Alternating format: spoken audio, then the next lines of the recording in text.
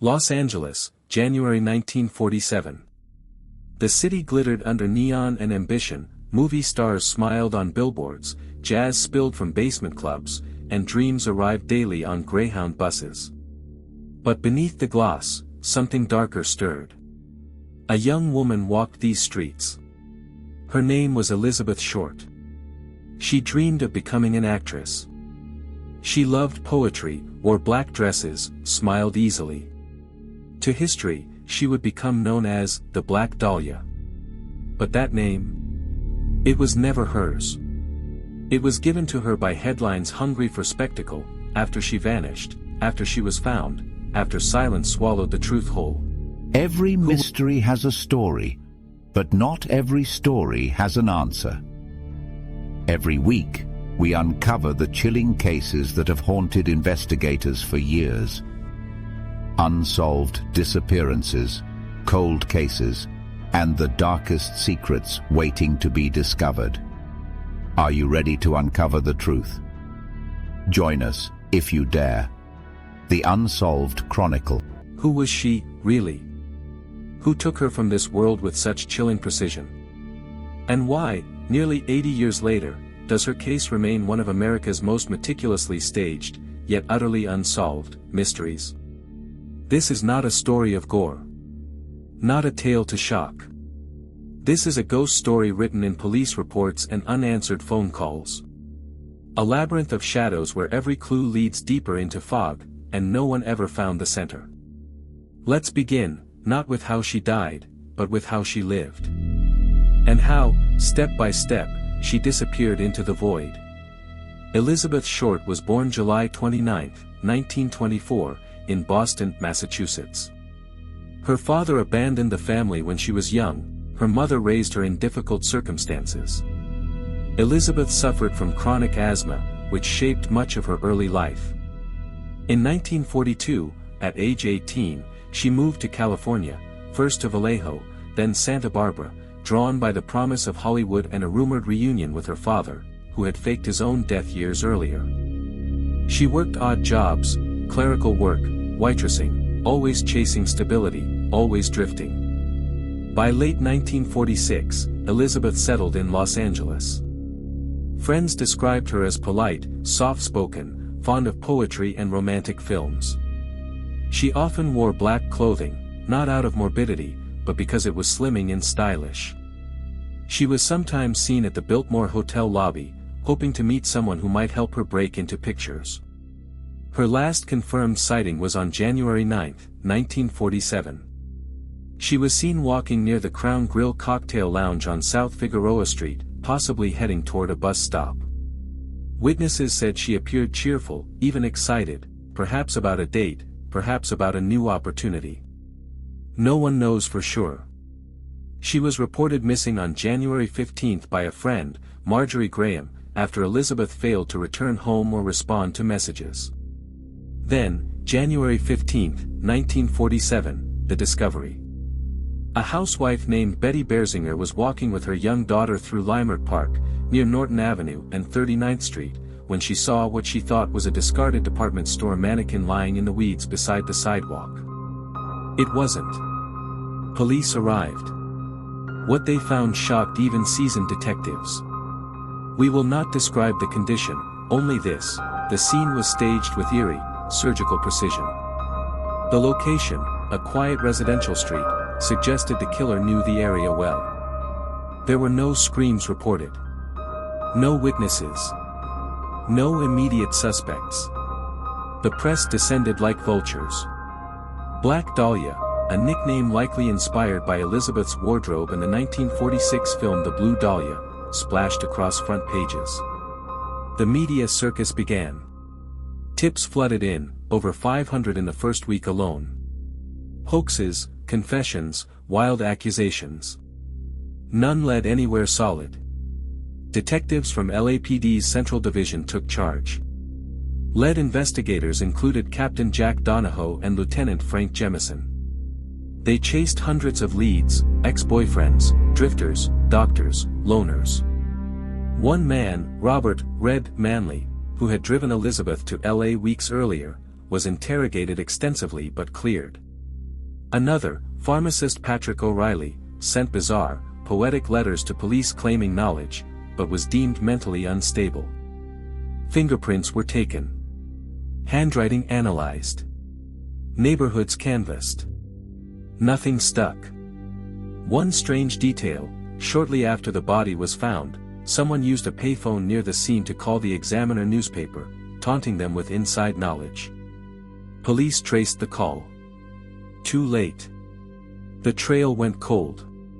By March 1947, public interest began to wane. Leads dried up. Files thickened with dead ends. The case, once screaming from every headline, slipped into silence. But not closure. Not then. Not now. Theories and oddities. Theory 1, the surgeon suspect, medical knowledge required. Some investigators believed only someone with anatomical training could have staged the scene with such precision. The positioning, the incisions, while we won't describe them, suggested familiarity with human structure. This led police to quietly investigate local surgeons, medical students, and even mortuary workers. One name surfaced repeatedly, Dr. Walter Bailey, a neurosurgeon at USC Medical Center. He lived minutes from the dump site. He was known to be volatile, recently widowed, and reportedly made disturbing comments to colleagues. When questioned, he provided shaky alibis. He died of a heart attack in 1950, before any formal charges could be considered. Coincidence? Or escape? Oddity, a nurse later claimed Bailey came to work the morning after the murder with scratches on his hands, and refused to explain them. Theory 2, the socialite connection, George Hodel and the underground elite. Decades later, a bombshell, Steve Hodel, a retired LAPD detective, accused his own father, George Hodel, a wealthy, charismatic physician and socialite with ties to surrealist artist Man Ray and possible underworld figures. George Hodel was investigated briefly in 1949 for incest and suspected in another murder, the Red Lipstick Murder, of Jean French, which bore eerie similarities. Wiretaps recorded him saying, "Supposin' I did kill the Black Dahlia." They couldn't prove it now. He fled to the Philippines in 1950. Never extradited. Died in 1999. Steve Hodel published books presenting circumstantial evidence, handwriting matches, proximity, psychological profile. Skeptics argue it's speculative, built on conjecture, not forensics. But the coincidence of his wiretapped words? Chilling. Oddity, a photo exists of George Hodel standing outside the Biltmore Hotel, same place Elizabeth was often seen, dated just days before her disappearance. He claimed he was meeting a colleague. No one confirmed it. Theory 3, the out-of town killer, Cleveland's Phantom Link. Before LA, Elizabeth lived briefly in Cleveland. There, she met a man named Mark Hansen, nightclub owner, aspiring producer, known flirt. He helped her find housing, gave her money. Some say he was obsessed. Others say he was just being kind. But here's the twist, in 1934, Cleveland police investigated a series of grotesque murders, victims posed, mutilated, left in public. The killer was never caught. When Elizabeth's body was found in LA, veteran Cleveland detectives reportedly flew west, quietly, to compare notes. Similarities? Uncanny. Motive? Unknown. Was the killer following her? Did he track her to LA? Or was it coincidence, two monsters, same method, different cities? Mark Hansen was questioned. Passed polygraph. Cleared.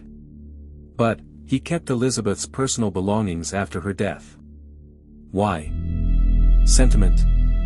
Or something darker? Oddity, Hansen later wrote a screenplay loosely based on Elizabeth's life, and sold it to a studio. Profiting from her tragedy? Or processing grief? You decide. As of 2024, the murder of Elizabeth Short remains officially open, classified under the LAPD Cold Case Unit. Files are still accessible. detectives occasionally review new tips. Advances in DNA technology have been discussed, but without preserved biological evidence tied conclusively to a suspect, progress remains stalled. In 2017, LAPD digitized hundreds of pages of the Dahlia file, releasing redacted versions to the public. Podcasts, documentaries, and true crime communities continue to dissect every angle. Yet, no arrests. No convictions. No closure. Elizabeth Short deserves more than mystery. She deserves remembrance, as a daughter, a dreamer, a person. So we turn to you. What detail haunts you? Was it the surgeon's silence? The socialite smirk? The train that carried a killer across state lines?